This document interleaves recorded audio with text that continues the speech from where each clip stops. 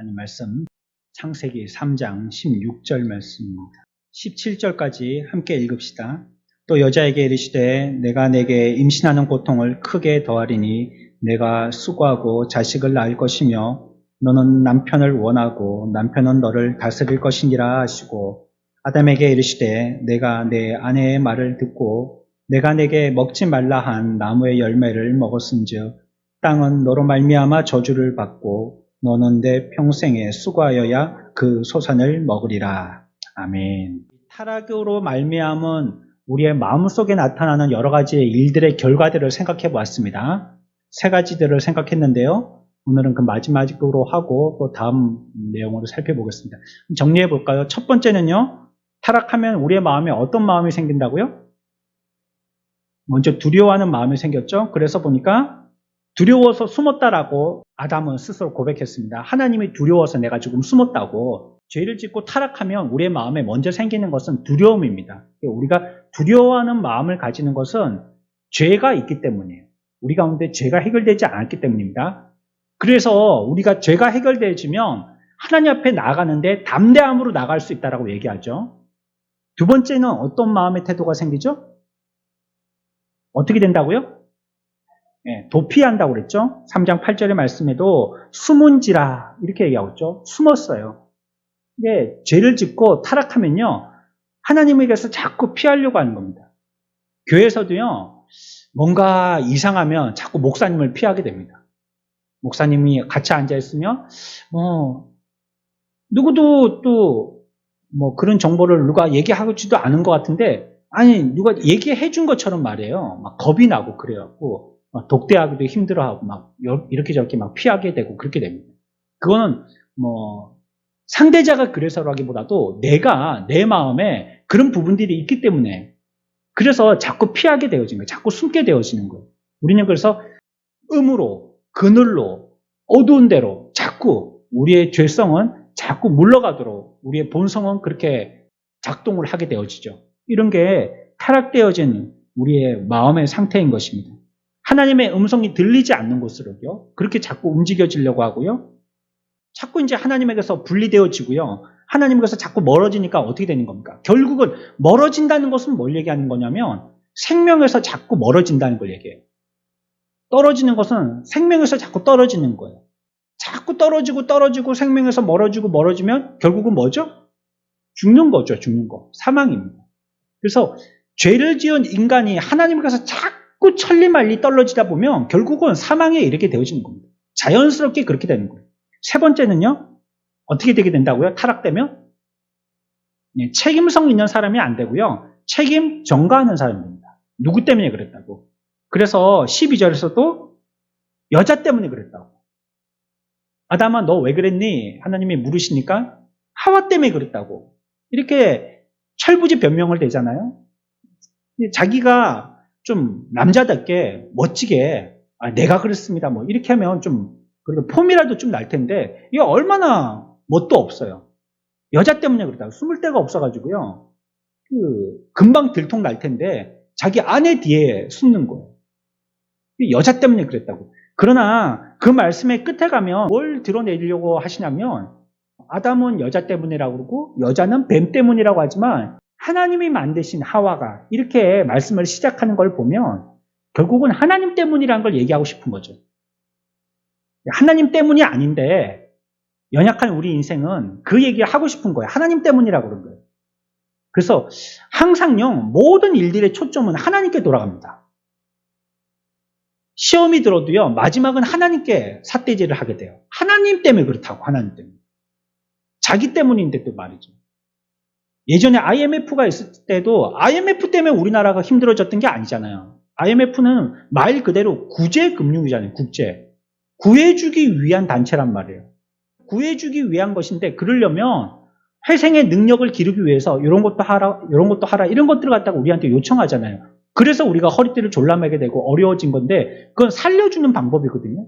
근데 그때 그 시대를 살고 있는 많은 사람들이 이구동성으로 딱 IMF 때문이라고 그랬거든요. 오늘날 우리가 함께 모여서 예배드리기 힘들어하는 것도 코로나 때문이라는 거예요. 사실은 코로나 때문이 아니에요. 우리 때문이에요. 우리. 우리가 원인이에요. 코로나 할아버지가 되어도요, 우리가 예배를 지키려면 지킬 수 있는 거예요. 이렇게 인생들은요, 자꾸 우리 가운데는 연약한 부분이 있기 때문에 핑계를 그쪽으로 다 대는 거예요. 결국은 하나님께 핑계를 대는 것입니다. 그러면서요, 우리가 16절의 심판의 선언들을 갖다가 생각해 보았습니다. 어떻게 된다고 얘기했냐면, 여자에게는 이르시기를 내가 내게 임신하는 고통을 크게 더하리니 내가 수고하고 자식을 낳을 것이며, 그 다음에 너는 남편을 원하고 남편은 너를 다스릴 것이니라. 이렇게 얘기했죠. 지난 시간에 말씀드렸습니다. 이 원한다는 것, 이거는 좋은, 사모하는 그런 원함의 뜻이 아니라고 했어요.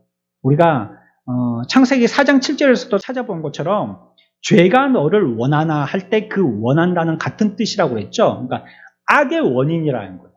악한 원인. 그러니까 서로가 서로에게 대해서 악한 원인을 제공한다는 뜻입니다. 부부가 합력하여서 악을 이룬다는 것이에요. 악하게 된다는 겁니다. 서로를 돕고 위해주라고 부부를 만들어 놨는데 타락하고 난 다음부터는 인생들이 어떻게 됐냐면 서로가 더 죄짓게 만드는 거예요. 더 죄의 채찍질이 돼가는 거예요. 이런 모습이 됐다라고 얘기하고 있습니다. 그 다음에 뭐라고 하냐면 남편은 너를 다스릴 것이니라 라고 얘기하고 있어요. 오늘날 동양의 문화권에서는 이게 좀 당연한 것 같잖아요. 보통 보면은 그 집안에, 또 우리나라는 이 좀 남자들이 힘이 세잖아요. 그렇죠? 여자들은 예전에는 사람 수혜도 안 쳤고 공부도 제대로 안 가르치고 그랬대잖아요. 일만 죽으라고 시키고, 그리고 어느 날 막 부모님이 옆집에 누구하고 벌써 약속했다고, 너 내일 시집 가면 된다고, 뭐 이렇게 그냥 자기도 모르는, 얼굴도 한 번 못 본 그 남자에게 시집 가고, 뭐 보통 그랬었잖아요. 남자들을 굉장히 선호하는 그런 사상. 근데 요즘은 완전히 세상이 바뀌었죠. 딸이 있으면 비행기 탄다고 그래요. 딸이 있으면. 그렇죠? 봐도 딸들이 잘 챙기는 것 같아요. 부모님을 챙겨도 잘 챙기고 형제를 챙겨도 잘 챙기는데 아들들은 좀 재미가 없어요. 보면 재미도 없고, 뭐 물론 뭐 자기 가정을 챙기느라고 뭐 다른 걸 갖다가 챙기는 데 대해서 역량이 부족한지는 모르겠지만 좀 딸들이 챙기는 것만큼 그렇게 억척같이 좀 챙기고 이렇게 막 다소곳하게 하고 막 이렇게는 좀 없는 것 같아요. 세대가 많이 바뀌었죠. 그런데 말이에요, 이 성경에는 보니까 남편은 너를 다스린다라고 해요. 다스림 받는 위치에 있게 된 겁니다. 이 벌써 뭔가 부자연스러운 걸 얘기하는 거예요. 우리가 성경에서 처음 얘기 들을 때 서로의 부부관계를 갖다 하나님이 말씀하실 때는 서로에게 어떤 관계라고요? 뭘 위해서 아내가 남편에게 있는 거예요? 돕도록 하기 위해 있는 거, 돕도록. 돕는 관계로 있는 거란 말이에요. 서로가 부족한 것이 분명히 있는 거예요.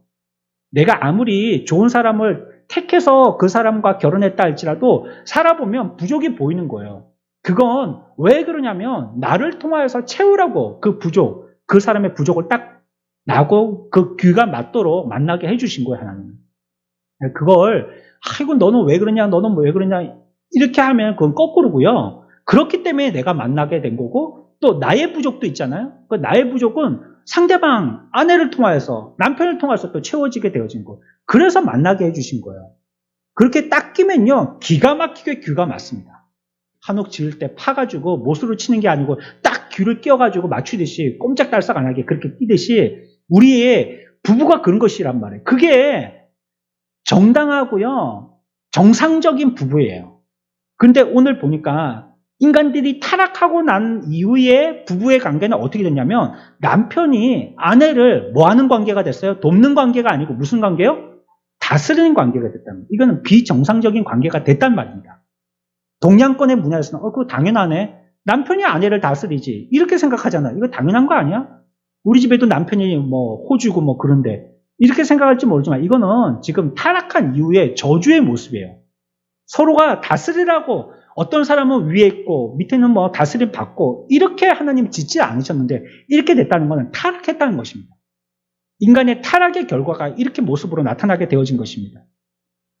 그러면 뭐예요? 한 사람은 다스리고 한 사람은 다스림 받고 착취하고 착취당하고 혼내고 혼남 당하고 이런 관계가 되잖아요. 이거 불건강한 관계가 되었다는 것을 얘기하고 있고, 이게 모두 다 타락의 원인인 뭐 때문이에요? 뭐 때문이에요? 죄 때문입니다. 죄. 죄 때문에 이런 관계가 되어지는 것입니다. 지금도요, 부부 관계 가운데에, 물론 어떤 관계 가운데도 마찬가지입니다. 죄가 개입하게 되면 이와 같이 부자연스러운 관계가 반드시 됩니다. 아무리 친한 그런 친구였다 할지라도 그 가운데 죄가 딱 들어가면요, 그 관계가 이상한 관계가 됩니다. 서먹한 관계가 돼요. 남편들도요, 죄를 짓고 나면 어떻게 됩니까? 부인 눈을 똑바로 못 쳐다봅니다. 고개를 떨구고, 혹시 무슨 말을 할까 자꾸 피하게 되고, 그 관계가 정상적인 관계가 안 되죠. 부인들도 마찬가지죠. 한 개를 갖다가 딱 질러가지고요. 큰 걸 한 개 샀다. 사지 말라는 걸 샀다. 어디 딱 감춰놓고 자기 혼자만 살짝 뭘 쓰려고 했다. 이게 죄가 지으니까요, 남편을 쳐다보지를 못하는 거예요. 차려놓고 자기는 방에 쏙 들어가 버리고, 자꾸 피하고 그렇게 되는 거예요. 어떤 사람들에게 친구든지 부부든지 부모 자식 간의 관계든지 죄가 들어가면요, 그 관계는 자연스러운 관계가 되지 못합니다. 이상한 부자연스러운 건강하지 못한 그런 관계가 되어지는 거예요. 그래서 그 관계가 자꾸 어그러지는 겁니다. 안 좋은 관계가 되는 거예요. 좋은 관계가 만들어져야 되는데 자꾸 안 좋은 관계가 되어지는 거예요. 그래서 그 두 사람의 관계를 회복시키려면요, 방법은 선물하는 것도 방법이겠고, 밥을 사주는 것도 방법이겠지만, 죄를 먼저 하나님 앞에서 회개해야 합니다. 자기 자신의 죄를 회개해야 돼요. 왜냐하면 이 죄를 회개한다는 것은요, 이 사람들과의 관계 이전에 하나님과의 관계를 회복시킨다는 뜻입니다. 죄를 회개하고 하나님 앞에서 이 죄에 대해서 정리를 하고 씻어버리는 거예요. 그러면 자연스럽게 사람들과의 관계에서도 이 죄는요, 우리들 가운데서 서로 떨어뜨리지를 못하게 돼요. 좋은 관계로 회복되게 되어지는 것입니다. 이게 태초부터 그랬던 것입니다. 이렇게 자꾸 타락한 인생들은요, 우리의 마음속에는 이와 같은 죄의 결과로 서로 책임 추궁하게 되어지고, 책임 전가하게 되어지고, 이런 모습이 되어졌어요. 이렇게 하면 혹시 자기가 위로받을까봐 그러지만 전혀 위로가 되지 못합니다. 책임 전가한다고 위로가 되지 못하고요, 하고 나자 바로 실망하게 됩니다. 바로 후회하게 되고요, 자기의 모습이 그렇게 작아져 보일 수밖에 없게 되어져요. 책임 전가하는 것은 옳지 못합니다. 타락이 있는 곳에요, 이와 같은 마음의 상태가 필연적으로 나타나게 됐다는 것이에요. 정리합시다. 첫 번째, 어떻게 돼요? 두려워하게 되고요. 두 번째요, 도망갑니다. 도피하게 되고요. 세 번째요, 책임 전가. 우리의 모습 가운데 이런 모습이 있다면 내 속에 죄로 타락되어져 가고 있다는 뜻입니다. 그래서 즉시 그 자리에서 모든 걸 내려놓고요, 이 문제부터 해결해야 됩니다. 이제 두 번째입니다. 두 번째, 무슨 두 번째냐면, 타락으로 인해 가지고 우리가 지금 세 가지를 살펴본 거 있죠? 타락해서 뭐가 그렇게 됐다는 거예요? 우리의 마음이 그렇게 됐다는 거거든요. 마음이 두려워하고 도피하고 책임 전가하고 이렇게 됐다는 거거든요. 그런데 우리가 죄를 짓고 타락하게 됐을 때요, 우리 몸에도 또 이와 같은 결과가 나타났다라고 창세기에서는 얘기하고 있어요. 마음에서뿐만 아니라 몸으로도 나타나는 거예요. 그게 오늘 우리가 읽었던 본문의 말씀인 거예요. 육체적인 결과가 무엇이냐면, 여인에게는요, 16절 봅시다. 여인에게는 어떤 신체적인 변화가 나타나는지 같이 읽습니다. 시작.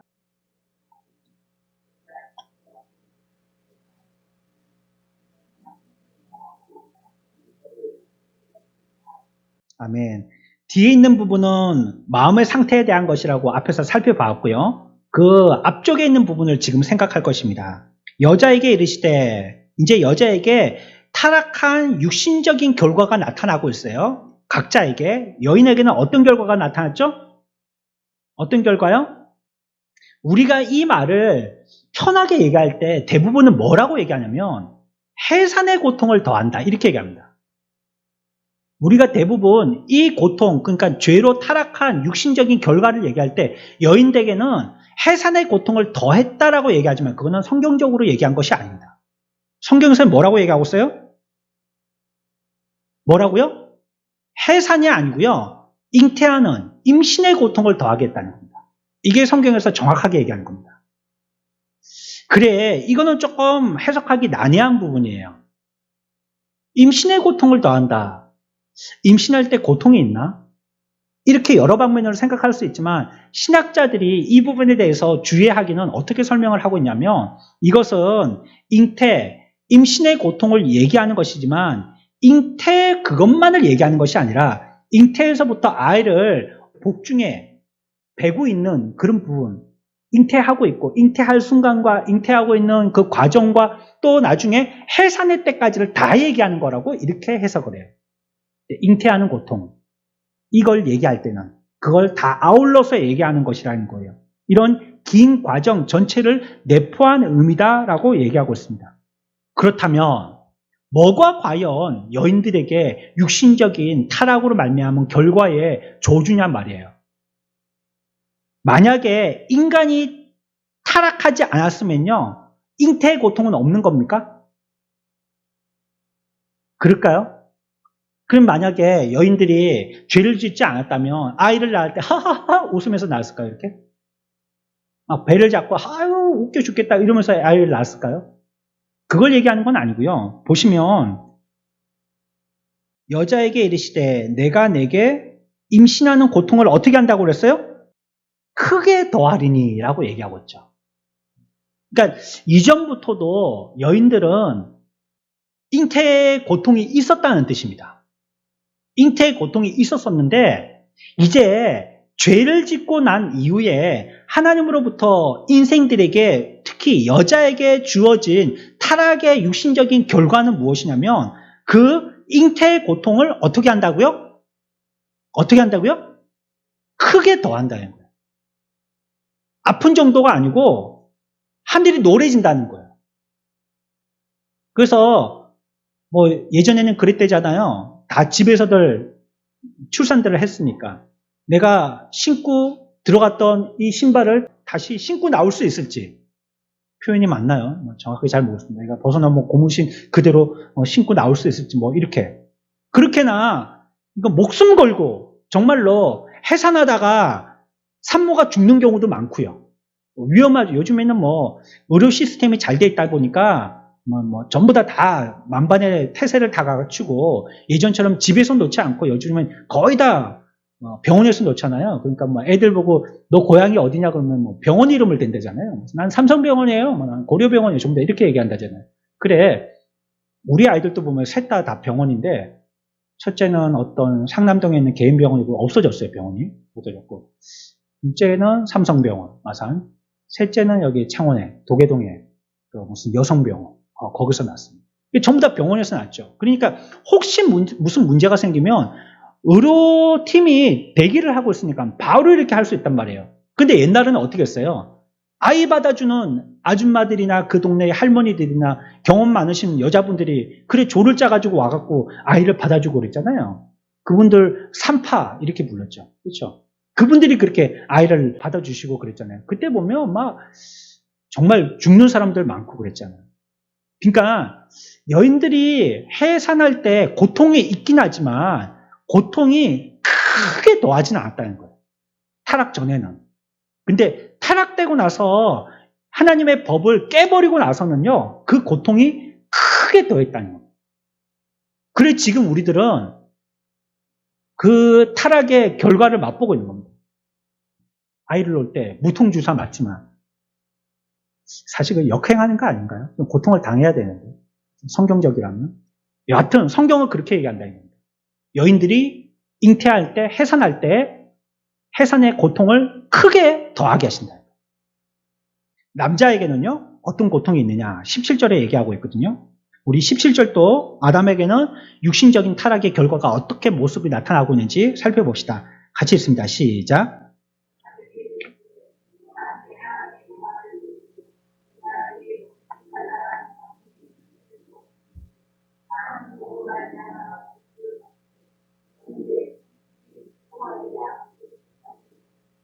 아멘. 이거 여러분들이 오해하지 마십시오. 아담에게 이르시되 내가 내 아내의 말을 듣고 그러면 남편은 아내의 말을 들으면 안 된다는 소리입니까?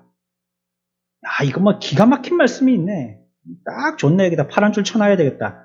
봐라. 네가 아내의 말을 들어가지고 이게 잘못됐다 하지 않느냐, 여기. 예? 아내의 말을 들어갖고 이게 잘못됐다고 하나님 지적하니까 다음부터는 아내 말 듣지 말라고. 성경에서 이렇게 얘기한다고. 전부 다 내 말만 들으라고, 남편들이. 그 말이 아니에요, 이 말이. 예? 남편 말만 들으란 말이 아니고 하나님이 네가 내 말 들어야 되는데 왜 아내 말 들었냐, 이거예요.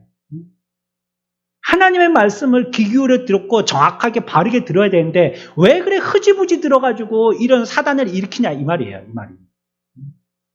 지금 아담을 나무라는 거지 잘하고 있다 이 칭찬하는 말이 아니에요. 오해하지 마시고요. 그래, 그에 대한 결과가 무엇이냐면 뭐예요? 땅은 너로 말미암아 저주를 받고 너는 내 평생에 어떻게 해야지요?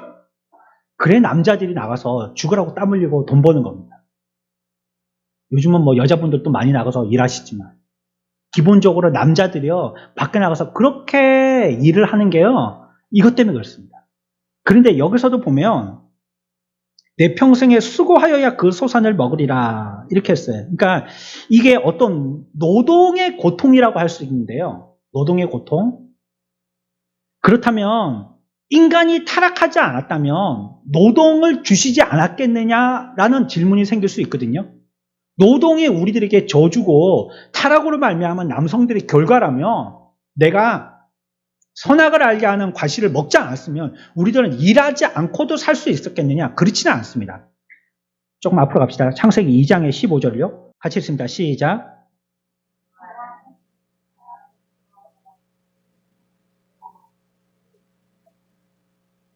아담에게 어떻게 하게 했어요? 그 사람은 아담을 얘기하는 겁니다. 아직 하와가 생겨지기 전에 얘기합니다. 2장 15절은 아담에게 얘기하는데 아담을 이끌어와서 에덴 동산에 두어서 뭐 하라고 했어요? 경작하고 지키라 했잖아요. 이건 뭐 하라는 겁니까? 노동하라는 겁니다. 일하라는 겁니다. 이미 아담이 타락하기 전부터 아담은 일했어요. 일한 거예요. 그러니까 노동 자체가 타락의 남성들에게만 주어지는 그 결과가 아니라는 거예요. 다 일하게 했어요. 그러면 이게 어째 타락되어진 육신의 모습의 어떤 저주의 거리냐면 이 이후에 이들이 죄를 저지르고 하나님의 율법을 깬 다음에는요, 이 노동의 질이 바뀌어버렸어요.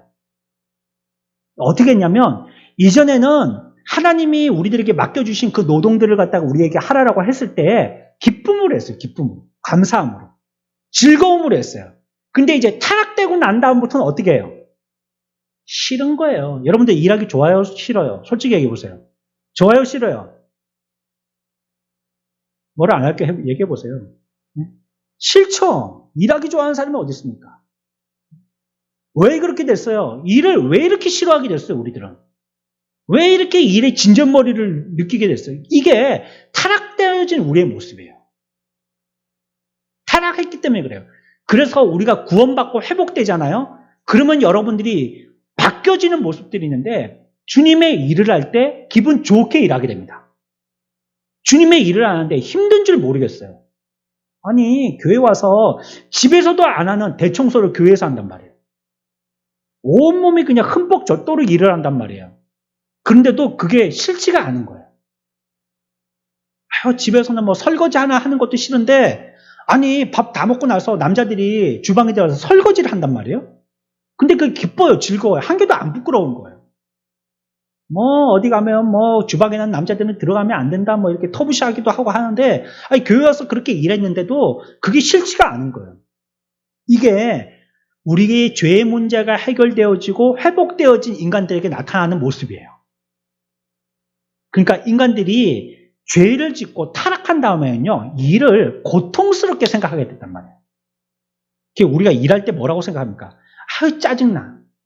아유 일하기 싫어. 좀 어떻게 놀 수 있는 방법이 없나. 막 실례 막. 노는 날이 있으면 좋고 달력이 한 장 딱 넘어갈 때 빨간 날부터 세잖아요. 주일날만 빨간 날면 기분 나쁘고 가운데 한 번씩 빨간 날이 섞여 있다 그러면 그 좋고 놀면 더 좋고 막 계속 놀면 더 좋고 막 일 안 하고 평생 놀면 더 좋고 막 이렇게 생각하잖아요. 일이라는 것 자체를 굉장히 싫어하는 거예요. 고통스럽게 생각하는 거예요. 이게 남성들에게 주어진 그러나 일은 할 수밖에 없게 됐거든요.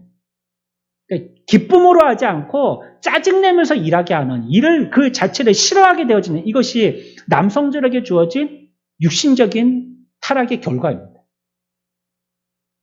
그래서 우리가 구원받았으면 이런 것들이 회복돼야 돼요. 자녀를 잉태하고 또 해산할 때 기쁨으로 생각해야 됩니다.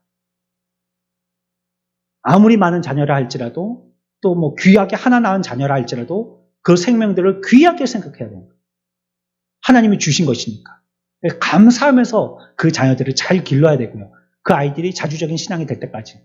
그때까지 부모의 책임이죠. 그리고 또 남성들도 나가서 일할 때 우리가 일하는데요. 그 일들 가운데 하나님이 함께 하시겠다 했잖아요. 그 말은 뭐예요? 내 일이 하나님의 일이 되게 하시겠다는 겁니다. 그러니까 내 일을 나 혼자 하는 게 아니고요. 하나님이 내 일 가운데 함께 하셔서 내가 하고 있는 이 일이 하나님의 일이 되게 하시겠다는 거예요. 그러니까 여러분들은 하고 있는 그 일이 전부 목사가 하고 있는 일처럼 사역입니다. 왜? 하나님이 하고 계시니까. 그러니까 이 일을 내가 돈 벌려고 죽으라고 이렇게 일하는 거지 내가 막 당장이라도 때려치고 싶다는 마음으로 일하시면 안 돼요. 이거 하나님이 일하시는 거예요, 지금. 이 일에. 내 손끝으로 다루어서 일을 하지만 사실은 나에게 하나님이 함께 하셔서 하는 일이에요. 그러니까 하나님의 뜻이 있어서 이 일을 하는 거예요. 커피 내리고 뭐 어디에 가서 기계 깎고 또 뭐 컴퓨터 두드리고 또 뭐 운전해 가면서 뭐 배달하고 하는 이 모든 일들이 다 하나님이 하시는 일이라는 거예요. 그래서 우리 그리스도에게는 이 일들에 대한 문화적인 사명이 있는 것이에요. 하나님이 맡기신 목사는 목회하니까 아이고 거룩한 사역이다 하지만 내가 하고 있는 거는 뭐 돈벌이인데 뭐 그렇게 보시면 안 된다는 거예요. 그 일을 할 때 기뻐하면서 일해야 합니다. 이게 구원받은 사람의 태도입니다. 변하게 됐잖아요. 이 죄 문제가 해결돼서 이제 변했잖아요. 그러면 이제 이 저주도 끊어진 거예요. 그러면 이제는 우리들은 여기에서 벗어날 줄 아는 자가 되어야 된다는 것입니다. 그러므로 우리들은 타락하기 이전으로 돌아가야 됩니다. 즐겁게 일하게 해야 되고 하나님이 주신 그 일들 여러분들은 몸 앞에 보십시오. 일할 수 있습니까? 일하고 싶어도 일 못하잖아요. 그렇죠? 어떤 학생이 그러대요. 고등학교 2학년짜리인데 뇌에 암이 걸렸어요. 뇌에 암이 다 퍼져버렸어요. 수술을 못해요. 그 아이가 이 진단을 받고 나서 뭐 부산에 사는 아이인데 부산에서 진단받고 나서 서울 갔어요. 두세 군데 성심병원도 가고 서울대학 병원도 가고 세브란스 병원도 가고 세 군데 갔는데 동일한 판단이 나왔어요. 그 판정을 받고 수술을 하기 너무 힘든 부위인데 살아도 길게 살면 3개월이라는 이 시한부 판정이 난 거예요.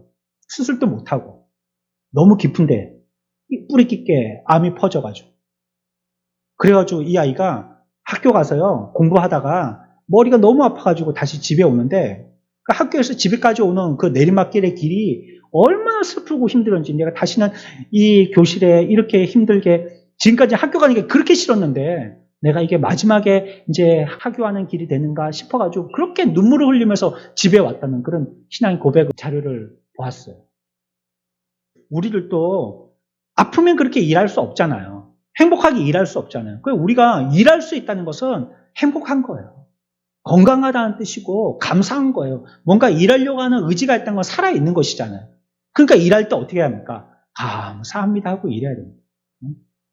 감사합니다. 스리랑카 뉴스 보셨잖아요. 일하려고 해도 일자리가 없어요. 저 사람들. 거리에 전부 다 택시 다 세워놓고 뭐 일을 하려고 해도 뭐 불러 써주는 데가 있어야죠. 뭐 달러를 벌어갖고 갚아야 되는데도 뭐 77조인가 66조인가 그 나라의 부채가 지금 그걸 갖다가 조금이라도 갚으려면 뭐 돈을 벌어야 되는데 달러 주고 누가 일 써주는 데가 없는 거예요. 갚을 방법이 없죠. 그런데 우리들은 일하고 있다면 건강한 거고요. 내가 지금 인정받는 거잖아요. 그 분야에서는. 뭐 잘하든지 못하든지. 일할 때 감사합니다 하고 노래하고 하나님을 찬양하면서 일을 해야 되는 것입니다. 앞에서는 우리가 타락했을 때 우리의 마음의 상태가 어떻게 변질됐는지 세 가지 살펴봤고요. 오늘 16절, 17절 창세기 3장에서는요. 우리의 육신적인 남여의 타락의 몸의 결과가 어떻게 나타나는가 봤습니다. 여인들에게는 어떻게 됐다고요? 잉태하는 고통을 크게 더하게 됐고요. 남성에게는요. 땀 흘려서 일하게 됐다는 것입니다. 저주의 일에 우리가 휩싸이게 된 것이죠. 그러나 우리는 주 예수 그리스도로 말미암아 회복되게 되어짐을 하나님께 감사하고 찬양하는 저와 여러분들 됩시다. 우리들은 모든 것이 다 변화되었습니다. 우리가 보고 있는 것은 예전에 믿기 전에 보고 있는 것과는 전혀 다른 것입니다.